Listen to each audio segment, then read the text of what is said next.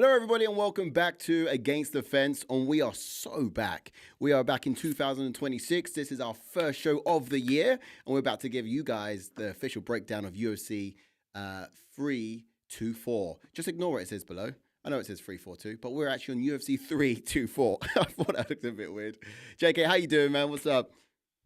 We're back, baby. Good to be bro. back. Feeling good, ready to tackle the year. UFC's on Paramount Plus for the first time. We're getting rid of pay-per-views. However, us here in the UK have got to pay for this one. But I guess we've got to pay for one, haven't we? If there's a Brit headlining, TNT are going to make us pay. But either way, we're going to buckle up and be here for the ride, no doubt. So absolutely, man. Exactly. And tonight's not just an any ordinary event. I'll say tonight, it's this weekend. It's not any ordinary event, right? We're talking about almost like a time machine. We're talking about a collision of two eras. Justin Gaethje, a man who's actually traded his soul for most of his violent highlights in the history, in the career, and across the octagon from him is Paddy, the baddie, Pimblett, and he's the global phenom who's basically just transitioned from hype train to hitman. Like literally, he's been evolving every time we see him step in there. So it's quite an exciting one, an absolute violent bout between two different sides of the spectrum, and I think every person in Britain knows exactly who they're backing and getting behind, right? Well, this is basically Paddy's time, you know. Justin Gaethje, I think, has kind of... This is the best opportunity that he's going to get left in his career, pretty much, in order to strive for gold. Because a loss for him, you got to think what else is there left for him in the sport, really. Paddy, on the other hand, you know, he's been surging. Some people argue that his wins were against a washed Tony Ferguson, a Michael Chandler who's got zero fight IQ, and whatever the rest of the excuses are. But they're still legit fighters in this very tough division at the end of the day. So, and look, Gaethje is the ultimate test, really, because has been winning. Yeah, okay, he beat Rafael Fiziev twice. But, you know, I think, his days are probably, his best days are probably behind him. So it's a great opportunity for Paddy, I think. Yeah, man, 100%. I think the main test here is on this card. We're going to see, Paddy Pimblett, see if he can survive the Gaethje tax. I think we've even got a little bit more in terms of a redemption arc of Sean O'Malley. He's on this card as well. So he's on a two-fight skid, isn't he? So it's going to see if the Sugar Show is cancelled or if the season premiere is just, about to begin, right? Yeah, big fight for him. Huge I think it's kind of a bit of a make or break one for him in this division. He's up against a striker, an explosive one at that. So it's an ideal one for him to kind of stay technical and try and stay away from the power of Song Yadong. So if he can. The flyweight division is going to see Natália Silva as well. She's going to be coming up there trying to solidify her spot as like the uncrowned king. Former champ in Rose, Namajunas. And then you got Derrick Lewis as well. He's hunting for a knockout. He's currently 16 in the UFC. He's kind of like just outside the rankings, Derrick Lewis, isn't he? So Waldo Acosta is up there in the rankings, and what Derrick Lewis is looking to do is just climb his way back up. So or it's either that or retire, I think. So it's some big questions on the card for the likes of those on the card, man. Let's get into the first fight up, though, shall we? Buzzing for it. Yeah, let's go for it. We're going to be digging right into the featherweight division. So we got Arnold versus Jean Silva. Now, give me a second because I've got to press this button. And that should show you guys the whole highlights. Or the UFC fight card, at least. I'll get it to show up in a second. And wait, what's that? I'm just trying to get the UFC fight card to show. Oh, I see. Yeah. Overlays and it's there somewhere. But and meanwhile, I'll read out some messages. Talkbox Talk says, "We are back, baby. The regaining catchphrase champion is back on the best UK UFC show. Hey. What's good, boys? Justin is reckless. What do you want? I'm not supposed to spoil anything, George. Justin is reckless with his takedown defense. I can see Paddy catching him in his scrambles. Yeah. Also, FT&T Sports money grabbing. See you next Tuesday. A local lad, Triple A, is in Arnold Allen. That's where we're going to begin. Yeah. Yeah, I mean, look, we get at least 2 pay-per-views here in the UK. It will be a Paddy or a Tom now, or like a John Jones type character, Yeah. or Islam Makhachev in Abu Dhabi maybe. Yeah. But I think there's a contract for the UFC. They've got to, or with UFC with TNT, and I think they've got to do at least a few a year. Yeah. Yeah, that's There you true. go. Welcome on in, hit that like button if you've not done so already, and of course get your comments in as we're going to be dissecting this main card. Exactly. Kicking things off. This is not where we tell you what to think; we teach you how to think. So we dive into the first one. Shall we go? Yeah. All right. So in the featherweight division, the spotlight is on Arnold Allen, and he's up against Jean Silva, who's ranked number 10, I believe. And then, of course, Arnold Allen is at number 6. So looking at these guys, I just scrolled through them here on the card.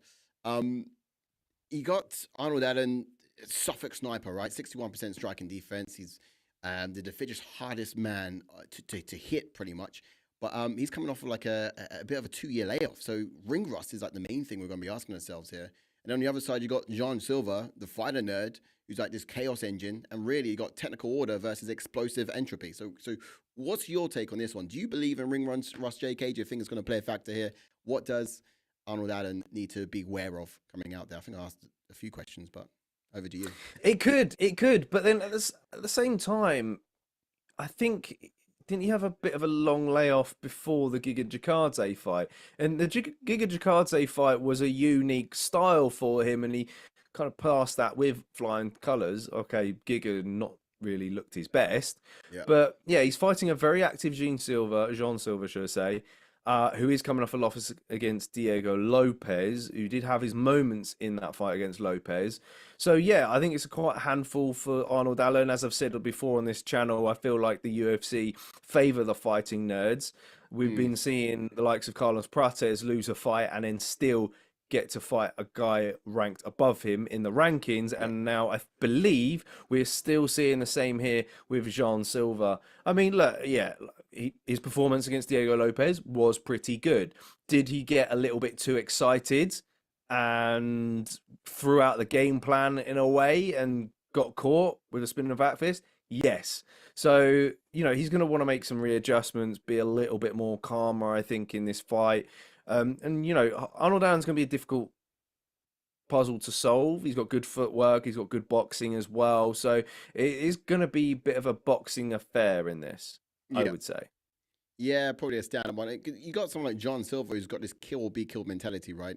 So when he comes out, it is chaos. He's got 12 knockouts as well in his resume. Is that the fighting style that Arnold Allen needs? Because Giga Chikadze, he doesn't pressure too much. He's not the kind of person to come and take your head off. He's kicking dangerous, certainly, but he likes his kicking range. And I think that's probably going to be where you see the biggest difference. And Jean Silva's hungry for this one. Oh yeah, man. I mean, and yeah, he's a great counter striker as well. I think the ultimate questions heading into this fight, especially from me doing tape last night, I'm like, well, is Arnold Allen going to showcase more wrestling this time out? I mean, we didn't really see it in the Giga Chikadze fight. He looked quite comfortable on the feet against Giga. It was quite a close fight. I felt like he may have lost round 1. But against someone who is so explosive and so confident on the feet in Jean Silva, should he mix up his offense to get Silva biting a little bit? Pun intended. So, that's how I'm feeling so far about this fight. What do you reckon, George? JK, the evidence has been deleted. Laz, what are we saying? Are we getting tickets for UFC London card? Do you know what? If you get tickets, I think Big Boy MMA's got tickets at the moment. We've just had someone in our Discord ask us if anyone's getting tickets as well. And he's actually from the US. So, mate, it's a good time to get tickets. If you're going to do it, we can hang out for sure. Also, let's go Moddy. Yes, that's 100%. Right. Moddy's also getting Moddy's on the card. Yeah. I mean, we haven't got the flex to go that far down in to see it. But yeah, he's fighting, man. He's on there. He's on there, and we're gonna be fully supporting him all of the way. For sure, for sure. Yeah. Yeah, so yeah, not many, probably much to see in terms of stat wise. Arnold Allen's had probably way more UFC fights than Jean Silva. Yeah, exactly. Um, And but you know, yeah, 23-0 is a record of Arnold Allen versus a 16-3-0. So yeah, there's certainly more wins up there for Arnold Allen, but we just haven't seen much from him as of late. And I reckon that's going to be where the worry is. I think last year, was it me who said Arnold Allen's going to be my one to watch? I think it might have been the Champ year prediction. before, actually. Yeah, year before or something. Yeah, I mean, I Yeah. just thought it was his time just because he already had a quiet year. And I said, right, he's had 1 year quiet, so this is going to be his loud one. Bro had 2 years quiet. Who does that? Yeah, he had a shoulder injury. Yeah, unfortunate, and he's come back now looking. He's got a mullet. That's all I'm going to say. Yeah, I ain't seen him fight yet. We've still got to see how he looks. and I did hear that he kind of bulked up quite a bit during that healing process. So weight cut is something I'm a little bit maybe concerned about now, heading into this fight, and of course how he's going to look physically. So we'll have to see. Yeah, we'll check it out. I'm looking forward to it. Let's get the gauges up then and see what this guy, what kind of threat he possesses against Jean Silva. Yeah, I mean, the first one, striking, is probably the hardest one, right? Although you probably want to give power to Jean Silva, that's pretty obvious for me. And Jean Silva's probably going to have a little bit more creativity in his locker than Arnold Allen. Allen's going to be a bit more disciplined, stay very technical, light on the feet. Is he going to have better octagon awareness and control than Jean Silva? Perhaps. Silva's going to want to push the pace, no doubt, and put Allen on the back foot for as long as he can. Yeah, it's tough, man. It is. Who do you think my biasness wants to go with Allen, but I wouldn't be against or mad if people side with Jean Silva for striking. Yeah, really. And striking and power. I think it's fair to say I'd probably give Arnold Allen the grappling edge. We saw quite a bit of wrestling from Arnold Allen early on in his UFC career, so because of that reason, I'd probably side with him. Yeah, grappling for Arnold Allen, and look, striking's the one I find really tough as well. If I look on paper, it does suggest that striking landed per minute is a bit stronger for the likes of Jean Silva, but that's just output, you see. He also absorbs more per minute, and I do know Arnold Allen he's got a very strong striking defense, so he's defensively a bit hard to hit. So I think on the front foot is going to be Jean Silva, and I think if they headbutt in the center, then I think it might be John Silva who dominates on the striking front. Arnold Allen needs to be a bit clever with it, mixing a little bit out something else in order to get the upper hand. So I'll probably go striking for Jean Silva, and then cardio for Allen. And the other yeah, I agree. Cardio for Allen, definitely. He's gone 5 rounds with Max Holloway. But here's another thing to add in there is Arnold Allen's never been finished. He's never been stopped in the octagon, whereas Jean Silva has, and it was obviously his last fight.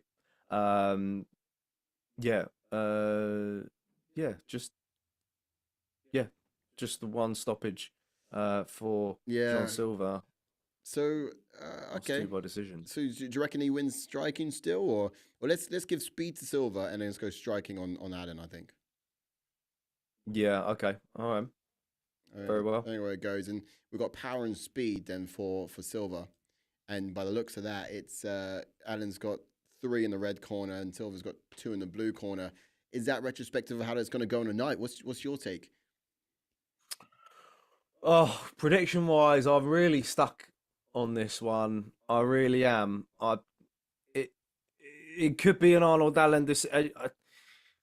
Part of me might want to say that Jean Silva will take it by decision. I can't see him stopping Allen. I would be shocked if he does. If he does, then it would be like maybe a weight cut could have been an issue for Allen, and that could be a bit of a call to perhaps go to 155 and finish his career at 155. He's getting a little bit older now. I think he's the same age as us. He's 31. Yeah, 31 years old. He'll be 32 actually soon. Mm, January 22nd. So, um, interesting. yeah, he's pulling into some good years, final years in his UFC career. He's been around for a while, so yeah, he's a pick 'em. I don't see there being a finish at all. Someone's getting a decision. Either Arnold Allen stays technical, barely gets clipped by any huge shots as such, and he just kind of outstrikes Jean Silva to a decision, or Jean Silva has his moments in rounds and wins it that way for me. Fair enough. No, I like it Speed and still. power for Arnold says Toolbox Talk. It says winner of 3-5 main event fight, winner of Mosar versus Murphy, winner of this fight Lopez, or loser of Murphy fight. Yeah, you could see that. You could see that for sure. And of course, getting ahead of each other. We'll go through that more so in the aftermath show, George. So yeah, some good thoughts so far. Love it. But yeah, that's my pick.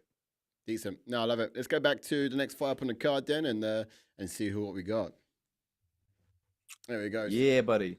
So thanks for those chats coming in. So we got next up, we're looking in the a bit of a contender clash, really, aren't we? So we're looking in the women's flyweight division. We've got Natália Silva, who's number 2, ranked against Rose Namajunas, who's ranked number 6.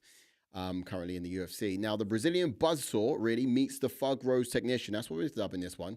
Natália Silva is on a 13-fight win streak, 92% takedown defense, and she is the fastest striker in the flyweight division. Then you've got Rose Namajunas, the veteran queen, who needs to kind of turn this into a bit of a chess match if she's going to nullify that striking volume of Natália Silva. So, do you think the speed of Namajunas is going to be enough?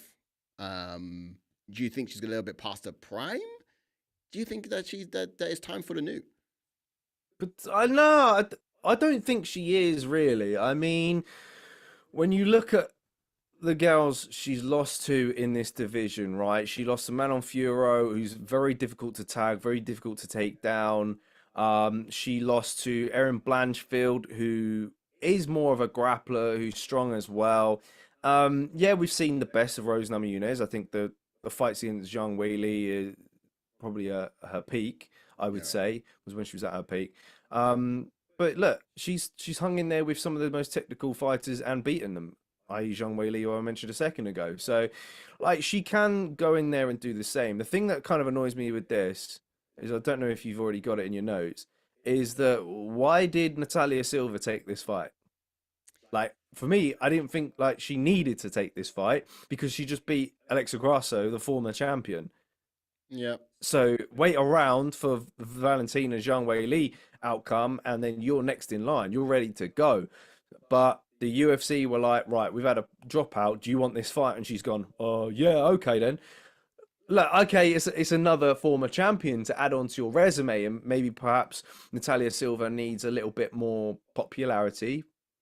Just saying that as a reason for maybe why she's got the call up for this one. And Rose is the perfect opponent or to run through and make yourself a name more so off of. So yeah, I can see it's a big risk, but hopefully it's going to pay off. You're right. It does seem a little bit like from outside looking in, I feel like she must have thought it was a gimme, but we've seen people underestimate Rose before, and that's kind of like where she can shine the most. Although she does seem a little bit slow at 125 pounds. I think she hasn't been like the fastest per se. And as for Natália Silva, I think she's in her prime.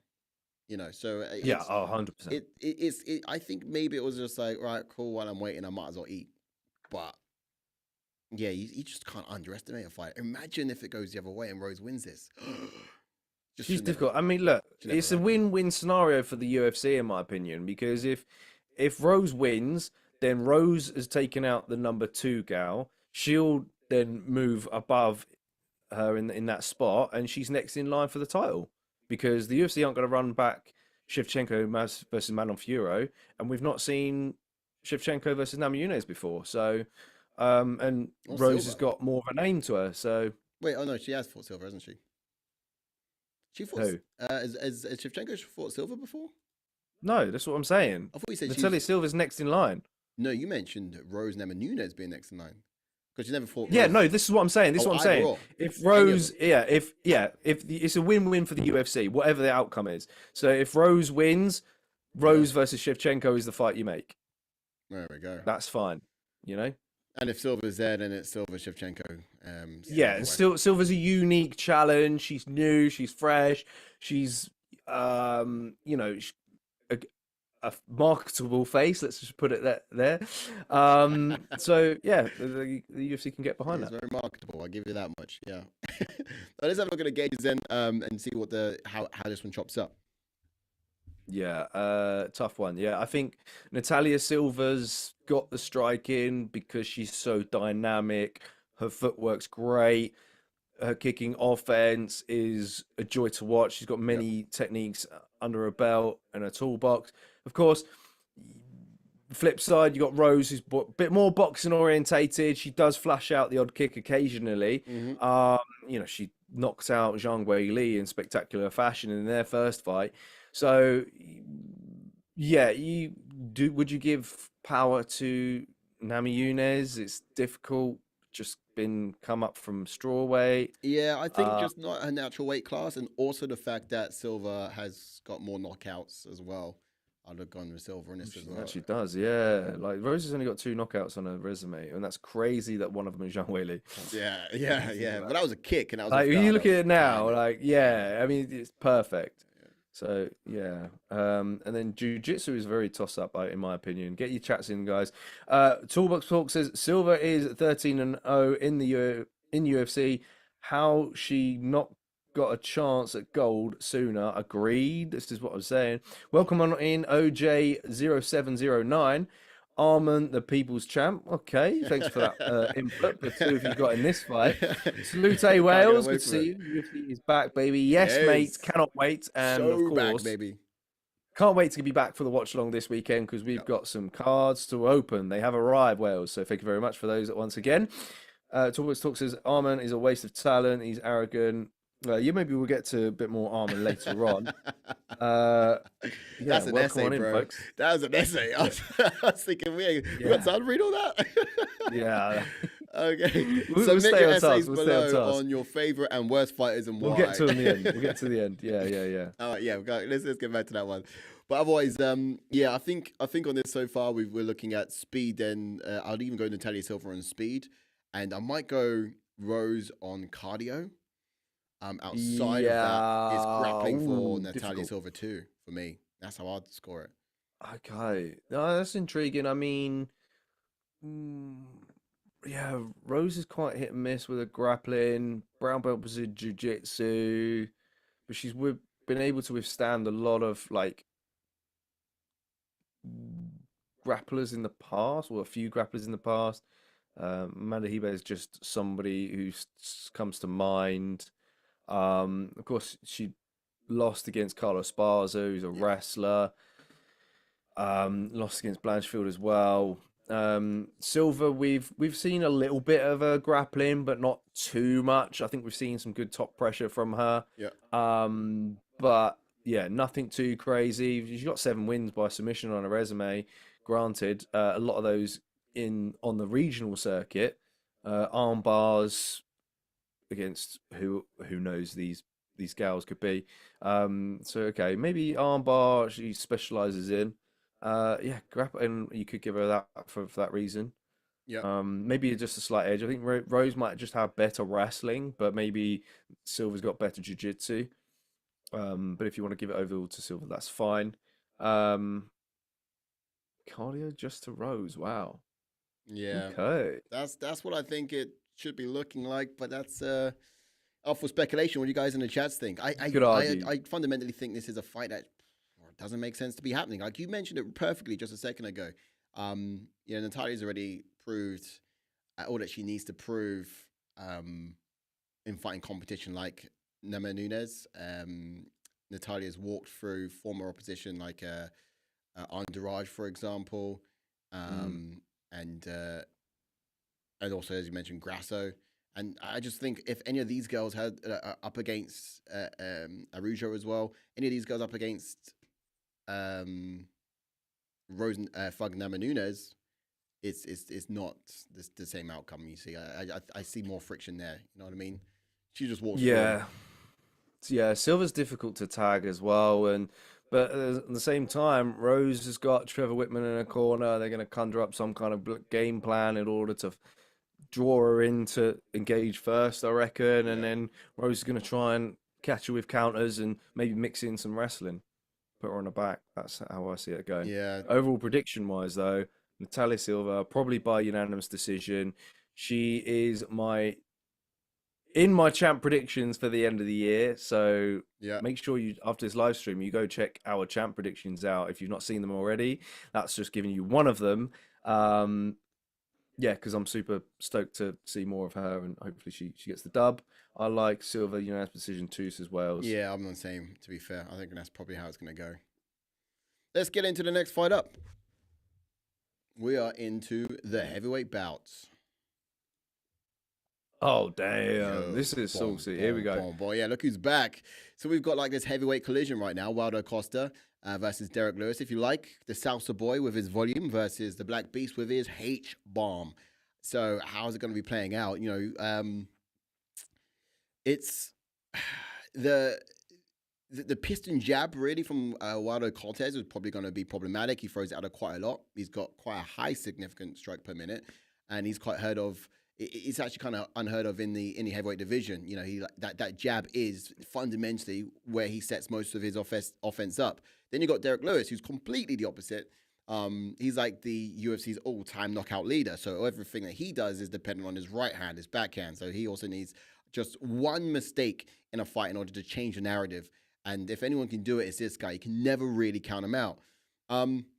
And that kind of brings me down to like how this is going to pan out, right? You got this activity by Waldo, who's fought twice in late 2025. I think that no, in 12-month cycle, this guy's fought, was it This five is sixth times? fight.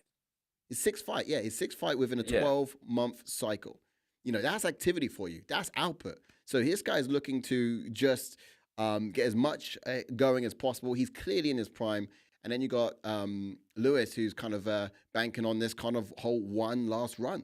So it's one of those. Derrick Lewis is unpredictable, though, man. Here's the thing with watching tape on Derrick Lewis. He is so smart and he's so sneaky at drawing his opponents into a false sense of security. Because that Teixeira Possum. fight and that last one, good at playing possum, absolutely, and it worked out for him perfectly. Yeah. He kind of like played possum with the eye poke a little bit for Teixeira, and I don't know, the ref didn't look like he saw anything and wasn't going to step in. So Teixeira thought, oh, okay, I'm just gonna go and try and end this dude. And then what happens after that? Lewis hits the kill switch and puts him out. And it's like, and this fight is intriguing because Waldo Cortes-Acosta is capable of getting a little bit loose and a little bit ahead of himself and a little bit playful in there at times as well. So he could be on the receiving end of that Derrick Lewis haymaker. It could happen if he gets a little bit kind of, too confident. Yeah, okay. Because he was getting confident in against Shamil Gaziev. He was. And it paid out for him, and it was good. I think right? Out of anyone who could possibly get a bit too big for their boots in there, that Waldo Cortes-Acosta was that guy. I think he probably could. I mean, he thought he was the it child after that fight against who's that guy who trained? He got eye poked and then he came back with a win. Anton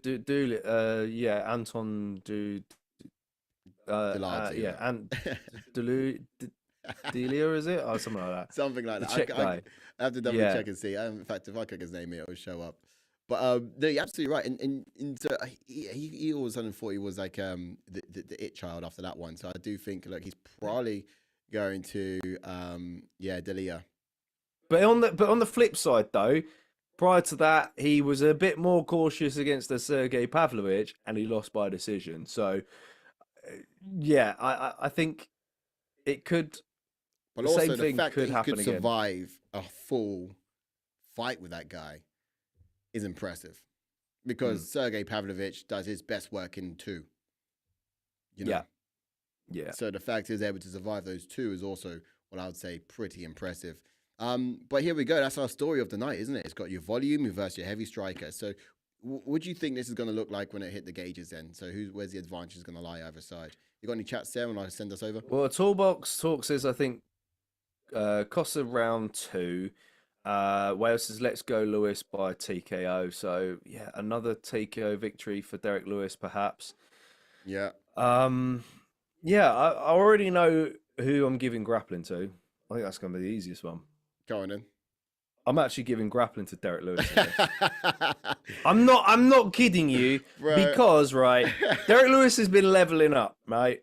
2 fights ago, don't play down Derrick Lewis's grappling. Yes, he's been out grappled a few times by wrestlers in this division, but that Rodrigo Nascimento fight, a guy who just loves to hug guys against the cage. Derrick Lewis was very good at reversing position and getting trips in that fight. Trips. That's right. He's been working on his judo. So for that reason, I'm giving Derrick Lewis grappling in this. I've gifted it to you. We're not going to see it, but I don't know any guy's going to be starting deploying the grappling. To be honest with you, looking at Waldo Cortes-Acosta, he's not going to be the one to grapple. He's the taller guy, just marginally, to be fair. He's got that reach he's going to be using most importantly. I don't think he's going to be shooting for the hips of Derrick Lewis. But out of desperation, because Derrick Lewis don't want that rangy strikes, I think he might resort to the grappling. It might just be desperate grappling, I think, is if we see it, that's what we're going to see. That's what I'm saying. I don't know if it's going to be effective grappling. I don't think he's worked that much on his judo that he's going to use it offensively.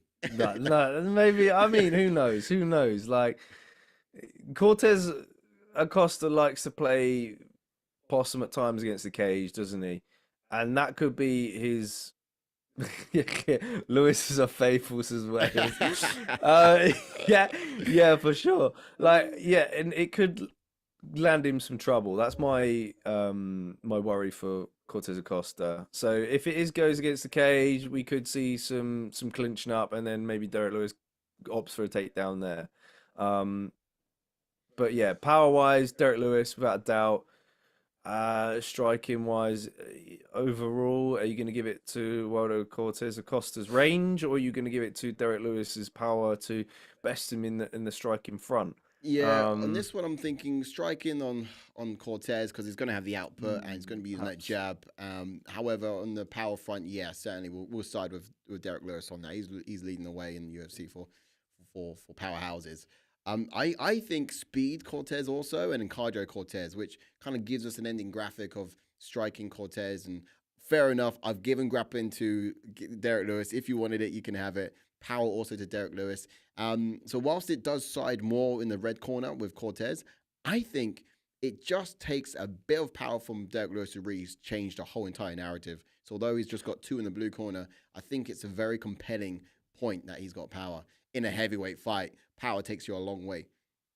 Yeah, I mean, look, my argument for power for striking to Derrick Lewis would be his flying knee, mate.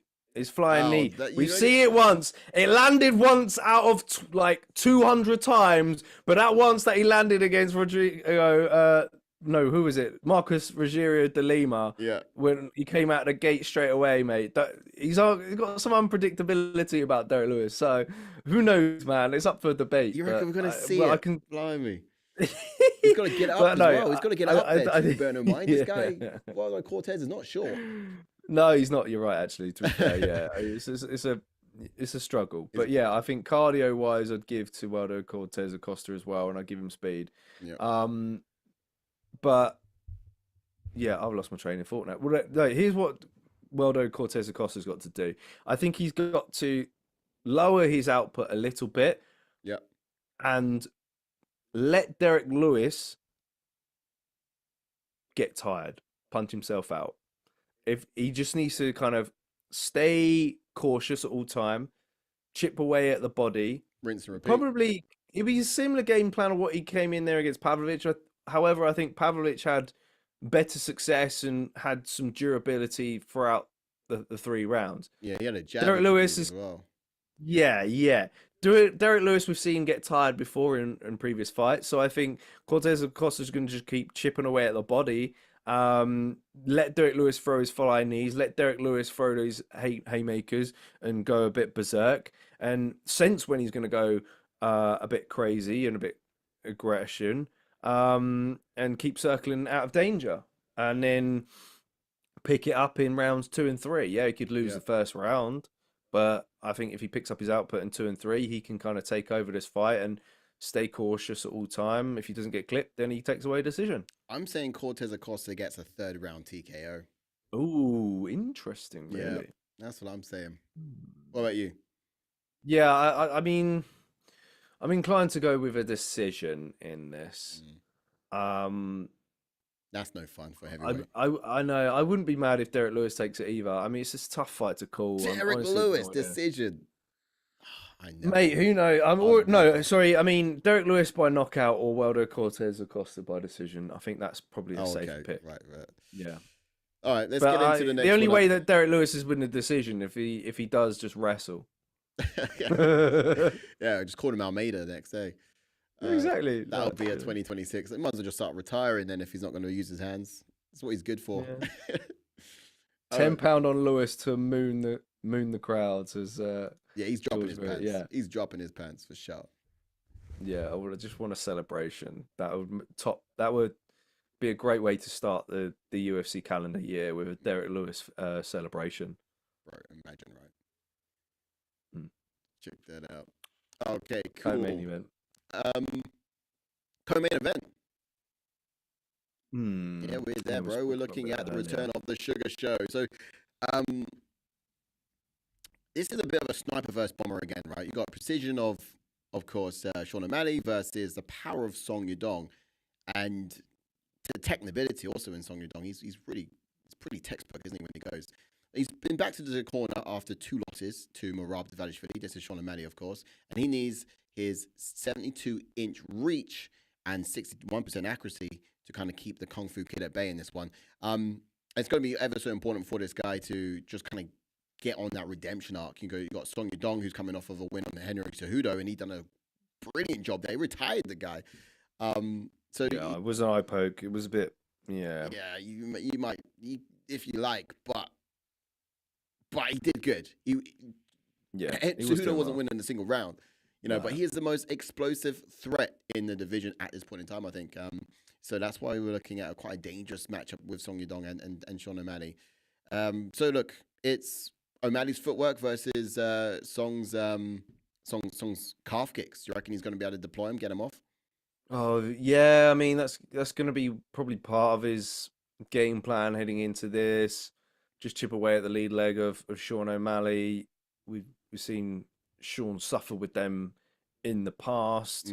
But Sean's footwork is so good, you kind of need to nullify that if you want to have a chance. Yeah. Song's got speed and he's got power, of course, as well. He covers quite a lot of distance with his strikes. Team alpha male protege. Not much of a wrestler. I mean, he's taken the likes of Corey Sandhagen down. He's taken the likes of Chris Gutierrez down in previous fights. But I'm not expecting him to deploy it against Sean O'Malley. I mean, he might, just because Sean didn't really look too comfortable on his back against Merab, but then that's Merab. So, do you reckon you're going to see a takedown threat from Song Yadong? Maybe.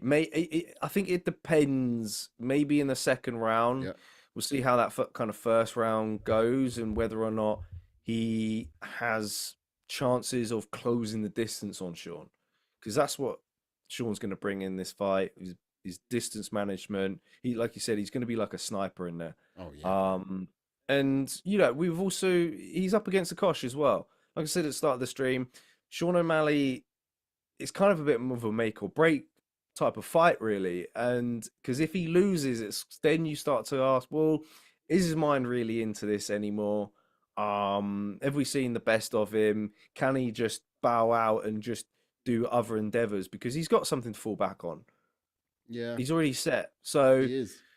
unlike a lot of fighters. So yeah, his And it kind of time tells you could a be little short bit. lived. Yeah, that's always my worry as well. Like some people just don't have that drive anymore because outside of the ring, things are going too well.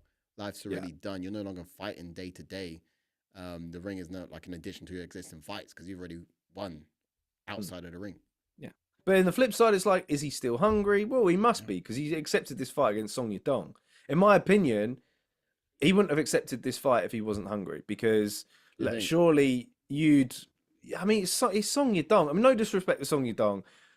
There's other names in this division or other fights that he could chase if he wanted more money, if he wanted to kind of prick the ears up of fight fans. You know, he could move up to uh, featherweight if he really wanted to and challenge there. Okay, he wouldn't fight for the belt straight away, but there's definitely some fights in that division where you could go, oh, that could be fun. I think we all kind of wanted to see him fight Corey Sandhagen at some point, but I think probably timing wise doesn't really work out. I just think Yeah. like featherweight, how can you not want to see him fight a Yaya Rodriguez, for example? Mm, Both really good strikers, or a Lerone Murphy, someone like that. LeRoy So, Murphy would be a good all right, fight. Lerone Murphy's okay. Lerone Murphy's probably not in terms of name value wise, but well, Diego Lopez probably would be a good name value fight for him in that division. So, you know, if he presented that option, Yeah. then would Diego Lopez be fighting for the belt against Volkanovski? Or would we then see Mos Evalev versus Volkanovski instead? So, I think, yeah, All I right. think So you're we right. reckon that he should go up a division. Well, no, it was just if he's not as motivated, sort of thing, by, if he's only motivated by the name of a fighter that he's up against. Yeah, it's Do you know interesting, what I'm but saying? he's not 'Cause the some biggest fighters do bantamweight. get to that. I know well, Song Yadong, I'll believe it. Song Yadong, I'll believe him going up. He's a big he's there. bantamweight. Yeah. Well, says O'Malley by decision for me. I'm leaning towards it. Yeah, I could Leaning probably see towards that it. happening as well.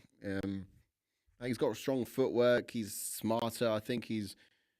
I mean, let's look at his recent losses. Right, it's been Marab to Valishvili, um, and uh, and I kind of see him not having the same forward pressure that Marab put on him. He's gonna have space to work, and that's the thing with Sean O'Malley. You just give him a little bit of space to work, and he will run that D. Like he would do the best he can, and you got no answer for it. You got no answer for it. You can't keep him out of the D, man. He's literally gonna be closing in on you. Then he's gonna like do a little basketball impression straight after he dunks on your face. Like the guy cannot be given any space to maneuver, because he'll take everything he can. Yeah. He's going to try and beat Song to the punch. And I think Song is going to not be the kind of smothering guy, unless he is, but I don't think he's going to be that kind of smothering guy that's going to cause problems for Sean O'Malley. I myself would probably lead towards Sean O'Malley even getting this by a unanimous decision. Yeah. I think Song's got to knock O'Malley out. If there's an. Do you? No, no, I think he's got to. I mean, Oh, like, okay. that's what I'm saying. Like, he needs to at least land in spectacular fashion if he wants to do big things now moving forward in this division. Yeah, a name like Sean O'Malley, you put his lights out, then all of a sudden you're the next man in line. Yeah.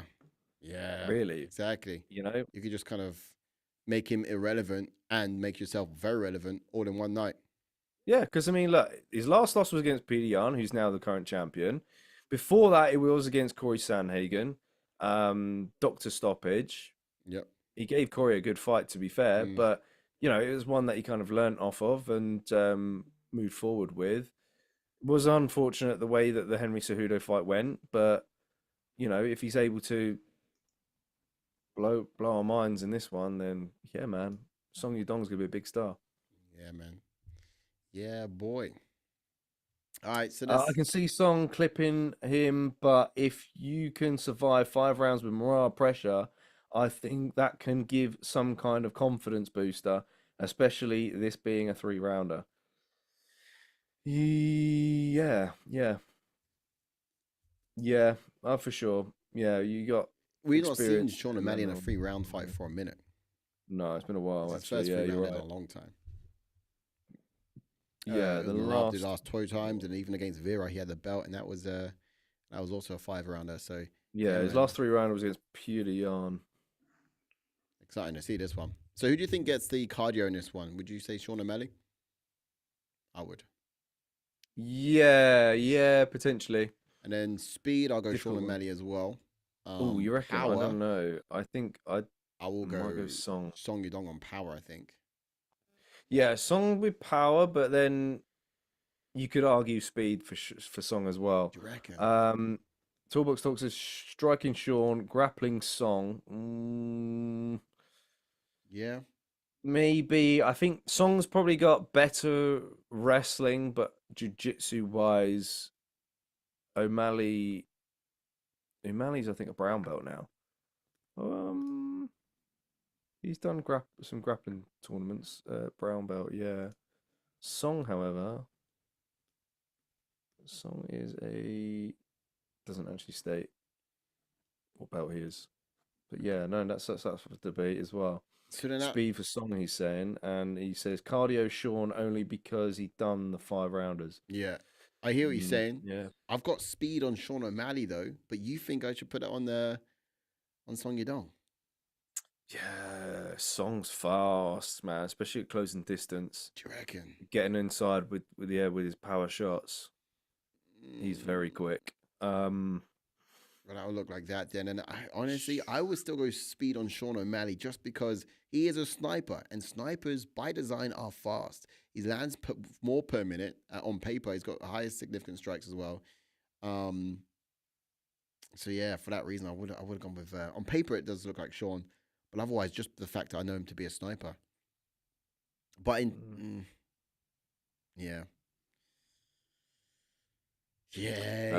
Toolbox Box says J.K. Potan is a bloody black belt in Brazilian Jiu-Jitsu. That doesn't mean a thing. I mean, but then black belts mean you've done the time, you put in the work on the mat. So, yeah, it's just whether or not whether you use it, how you transcend it into MMA really is another thing. But yeah, we've seen Sean O'Malley on EBI and grappling shows like that. So. I heard you boys got the cards live opening on Saturdays as well. Yeah, absolutely, boy. mate. It's happening. It's happening. Buzzing for it, mate. I'm buzzing. Yes, mate. Yeah, that's gonna be pucker. Can't wait for that. Ash is gonna bring his gloves as well. Yeah. Ash is not allowed to forget those cards. I'd rather forget Ash than forget those cards. Exactly. We'll send them home. We'll send them home. Yeah. Join. He will be going home for sure. Who's getting the mystery card? I don't know. It depends how he's packed it. Oh, we were going to do something about that. There was a mystery card, isn't there? Maybe we're going to have to, have a brainstorm about that one. All right. That's how the gauges look for this one on the night. Okay. I'm saying O'Malley by unanimous decision. What are you guys saying? Pop in chats below. Yeah. I'd be inclined about that as well. Go with that. I reckon we got to see him back. Yeah. We'll go to the main event on the card now.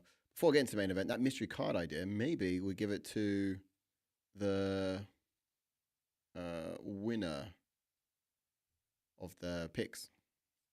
For that night. Fair. Gets a mystery card. Yeah. Well, does a mystery card mean it's a good card, or is it like an insulting mystery card for like whatever funny reason?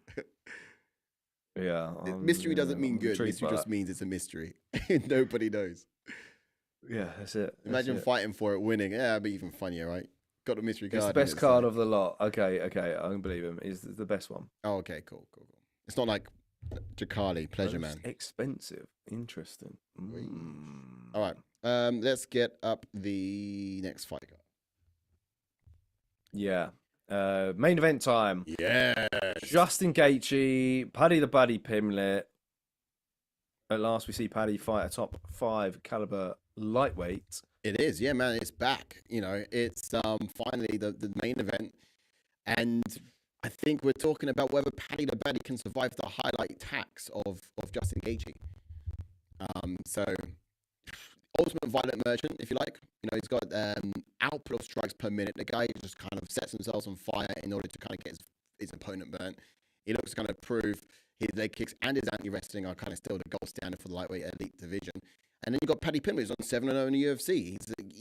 He's fresh off of a KO against Michael Chandler. That was in the 3rd round. That was absolutely incredible. And he's the grappling nightmare who found his power later on in the game as well. So this guy is something else. He's evolving time and time again, and he's just defying all odds so far. Everyone he's been put opposite, you doubt him first, and then he shows you every reason why you should never doubt him in the first place. So I think the question we've got to ask ourselves is, if he can knock out Chandler, what are we saying about Gaethje's chin and durability? Nah, he's not gonna be. I don't know, man. That's the thing. Like, it was Paddy's grappling that got him the TKO victory against Chandler.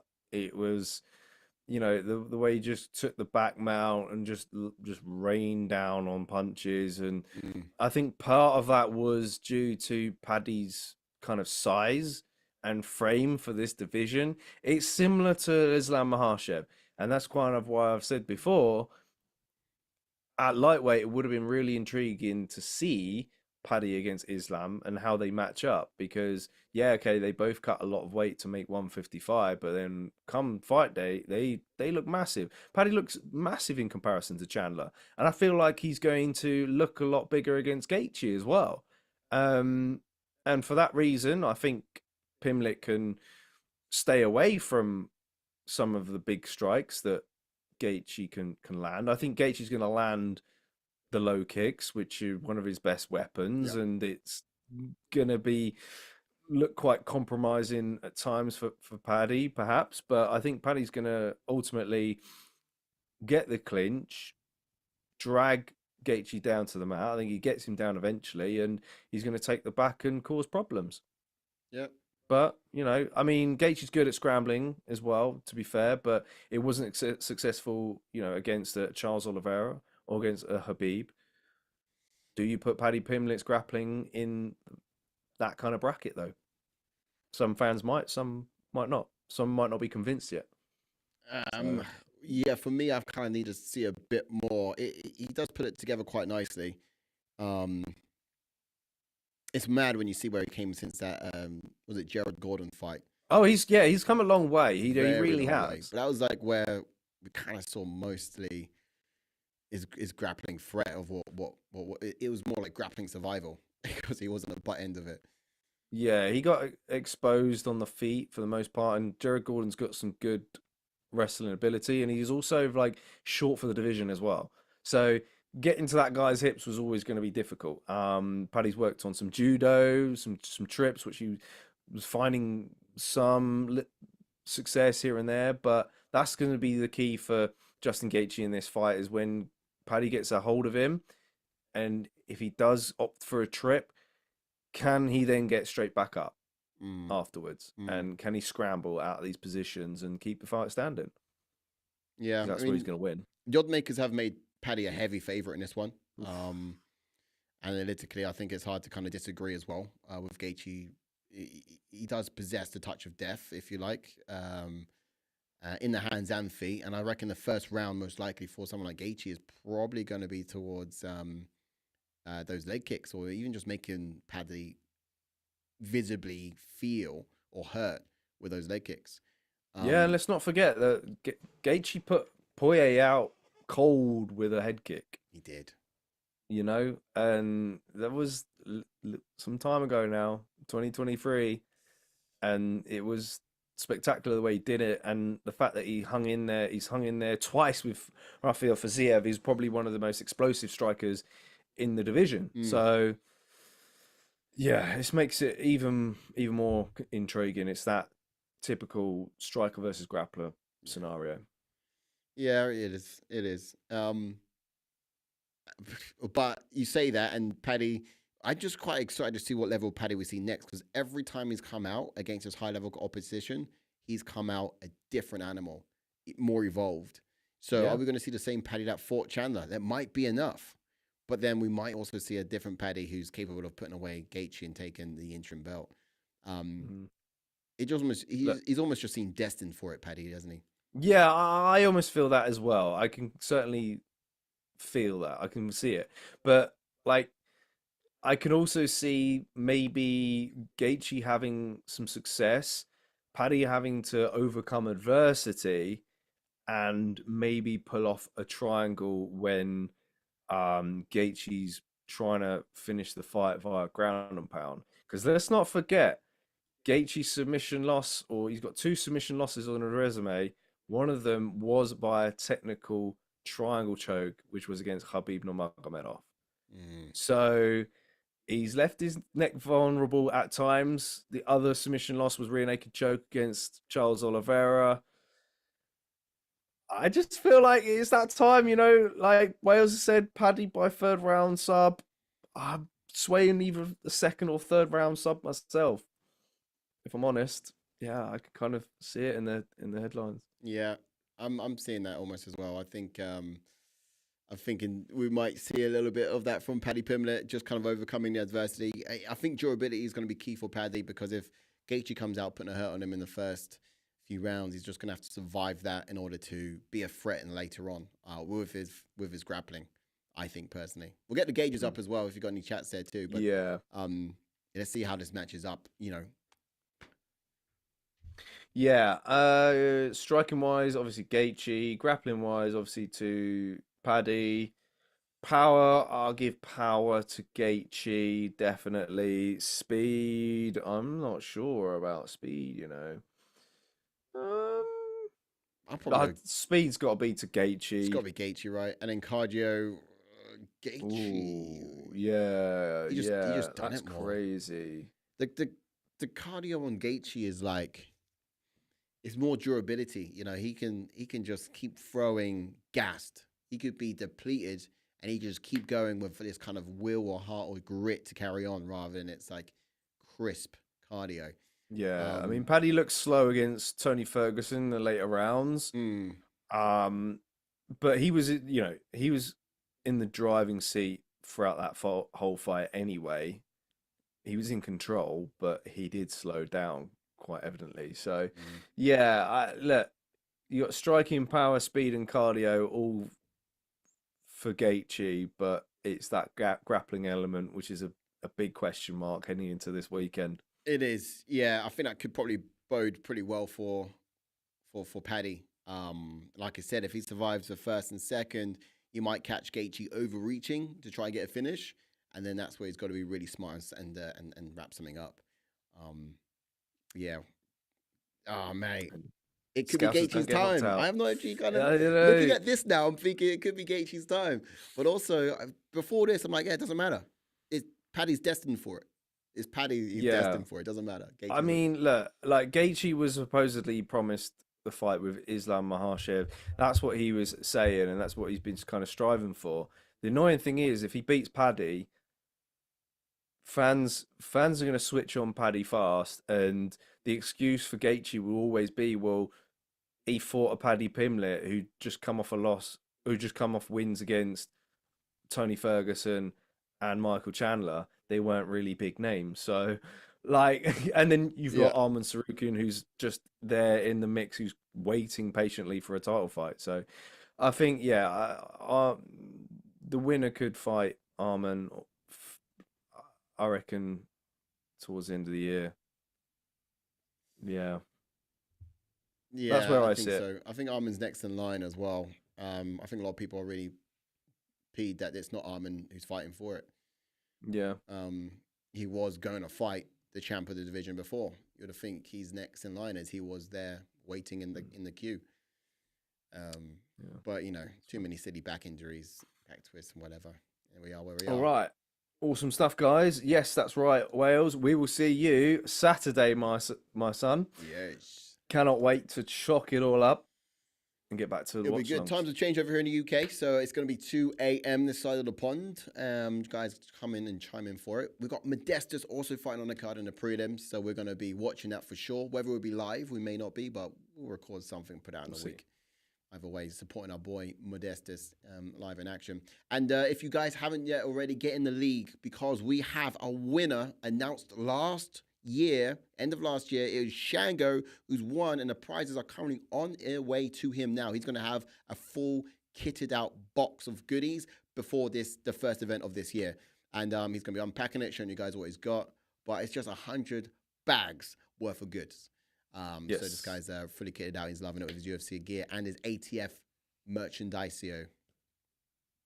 Yeah, it's absolutely simple. All you need to do is click the link below. It will send you directly to the MMA Fantasy app, and then you create an account and you'll join our pool of passionate fight fans immediately. So don't waste any time. Get in our pool.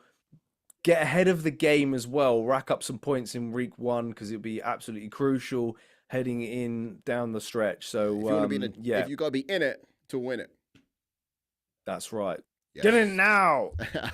All right, guys. Thanks again for chiming on in. Lots of love to you guys in the comments. Peace, love, and chicken grease, as you guys know. See you this Saturday. Bye-bye. Bye.